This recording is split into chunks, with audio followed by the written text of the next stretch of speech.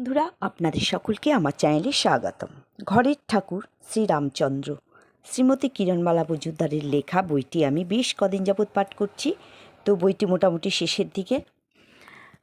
আমার পিতামাতাকে প্রণাম জানিয়ে ও গুরুদেবের চরণের সশস্ত্র প্রণাম জানিয়ে আজকের পাঠ শুরু করছি। সত্যনারায়ণের আর এক কাহিনী।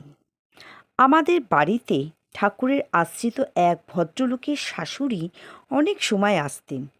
তিনি দেখলেন যে সে সময় কেউ কিছু চাইলেই ঠাকুর তাকে সত্যনারায়ণের পীঠ দেখিয়ে সেইখানেই প্রণাম করতে বলতেন। তিনি একবার এসে সত্যনারায়ণের পীঠ নমস্কার করে চলে গেলেন। 1 মাস পর তিনি 10 টাকা সত্যনারায়ণের জন্য পাঠিয়ে দিলেন। পরে জানা গেল ওদের একজন নিকট আত্মীয়ের মাথা খারাপ হয়ে গিয়েছিল। তাই তিনি এসে সেই আত্মীয়ের কল্যাণের 10 টাকা মানসিক করে গিয়েছিলেন। সেই আত্মীয়টি ভালো হয়ে গিয়েছে, তাই মানসিক করা এই টাকা কটি তিনি পাঠালেন। আশ্রিতের সুখের জন্য অনেক ব্যাধিকে নিজের শরীরে আশ্রয় দিয়ে তিনি কতই না কষ্ট ভোগ করেছেন। মনে পড়ে একবার ঠাকুর কদিন ধরে খুবই অসুস্থ।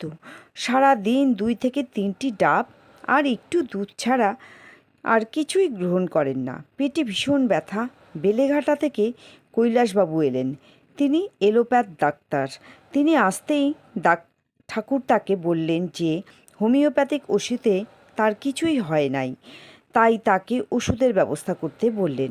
কৈলাসবাবু পরীক্ষা করে ওষুধ দিলেন, কিন্তু তাতে কোনো ফলই হলো না, বরং ক্রমে ক্রমে যন্ত্রণা ভয়ানক রকম বেড়ে গেল।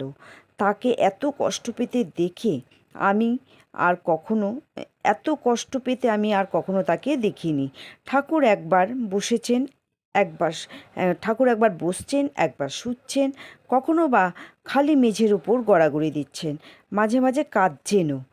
ঘরে যারা আছেন তাদের ঠাকুর মাঝে মাঝে বলছেন, আমি আর সহ্য করতে পারি না। একবার ঠাকুর, মা গো, আমি আর কত কষ্ট পাবো বলছেন। তার এই রকম কাতরোক্তি শুনে সকলেই অঝরে কাঁদছে, কিন্তু কেউই তার যন্ত্রণার কোনো রকম উপশম করতে পারছে না। কর্তা ইতিমধ্যে ডাক্তার দাশগুপ্তকে খবর পাঠিয়েছেন। ডাক্তার দাশগুপ্ত এসেছেন, কিন্তু ঠাকুর ডাক্তারবাবুকে তার সামনে আসতে বারণ করেছেন, তাই তিনি ঠাকুরের সামনে আসতে পারছেন না। ডাক্তারবাবু এসে পাশের ঘরে বসে আছেন। ঠাকুরকে জানানো হলো যে ডাক্তারবাবু এসেছেন, কিন্তু তিনি ভরসা করে আসতে পারছেন না। ঠাকুর বললেন, আসছে যখন দেখা যাও, এইখানে আসতে বলেন। দীর্ঘকাল পরে ডাক্তারবাবু আসেন, অথচ ঠাকুরের দর্শন পান না। তিনি এসে অন্য ঘরে বসে থাকেন, প্রসাদ গ্রহণ করেন, তারপর চলে যান। আজ এতকাল পরে দর্শনের অনুমতি পেয়েছেন, অথচ ঠাকুরের এই অবস্থা। আনন্দে দুঃখে ডাক্তারবাবুর 2 চোখ বেয়ে দরদর করে জল পড়তে লাগলো। ডাক্তারবাবুর মুখ দিয়ে আর কোনো কথা বেরোলো না। তিনি ঠাকুরের পা ধরে আকুলভাবে কাঁদতে লাগলেন। কিছুক্ষণ ঘরে সকলেই স্তব্ধ হয়ে রইল। ঘরের স্তব্ধতা ভেঙে ঠাকুর ডাক্তারবাবুকে বললেন, বড়ই কষ্ট পাইতেছি। কৈলাসবাবু ঔষধ দিয়েছে, কিছু হইল না।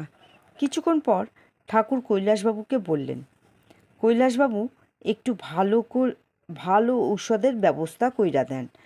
তারপর ডাক্তার দাশগুপ্তকে বললেন, ডাক্তারবাবু আপনি লেখেন। 2 জনেই চুপচাপ। কৈলাসবাবুকে ঔষধের ব্যবস্থা করতে বললেন আর ডাক্তারবাবুকে লিখতে বললেন। ডাক্তার দাশগুপ্ত তার কথা মতো কাগজ কলম নিয়ে বসলেন। কৈলাসবাবু চুপচাপ। এখানে একটু না বললে ব্যাপারটা বুঝতে অসুবিধা হবে। ডাক্তার দাশগুপ্ত ইউরোপ ঘুরে আসা লব্ধ প্রতিষ্ঠিত প্রবীণ চিকিৎসক। কৈলাসবাবু কর্পোরেশনের ডাক্তার, প্রাইভেট প্র্যাকটিস অতি সামান্য। কৈলাসবাবু ঔষধ স্থির করবেন আর ডাক্তার দাশগুপ্ত তা লিখবেন। এটাতে কৈলাসবাবু আর ঘরের সকলেই হতভম্ব। ডাক্তারবাবু কলম নিয়ে প্রস্তুত হয়ে আছেন। কৈলাসবাবু বললেই লিখবেন। ঠাকুর আবার কৈলাসবাবুকে বললেন, আপনি বলেন, আর ডাক্তার দাশগুপ্তকে বলবেন আপনি লেখেন। এবার যেন সকলের চমক ভাঙল। কৈলাসবাবু ঔষধের নাম বললেন আর ডাক্তার দাশগুপ্ত তা লিখলেন।